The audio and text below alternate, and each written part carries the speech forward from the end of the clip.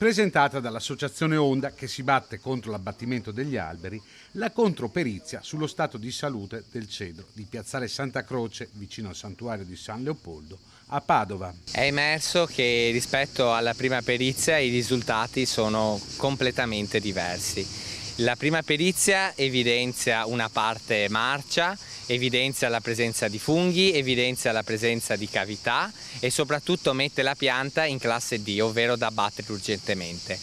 La controperizia fatta dall'agronomo da noi pagato Simone Petrin evidenzia che non c'è la presenza di funghi, non c'è la presenza di parti marce, inoltre il T su R, che è l'indice per stabilire la cavità della pianta, uguale a 1, quindi non presenta alcuna cavità.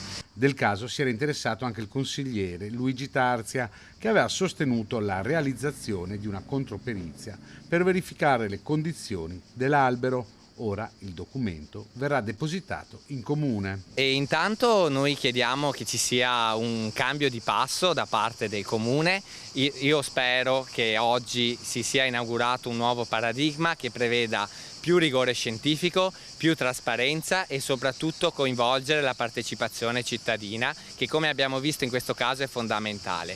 Vogliamo sottolineare comunque che noi in questo caso siamo riusciti a intervenire, ma l'abbiamo saputo con tardività e per fortuna abbiamo ricevuto una risposta ampia della cittadinanza, ma ovviamente in altri casi, magari con un contesto storico meno importante e di una pianta magari con meno anni rispetto a questa, cosa è successo? Che noi non siamo riusciti a vigilare, non siamo riusciti a presentare una controperizia. La controperizia è al vaglio del settore verde e dell'assessore Bressa, che valuterà i provvedimenti da prendere vista la delicatezza della situazione, che riguarda soprattutto la sicurezza dei cittadini che quotidianamente transitano in quella zona.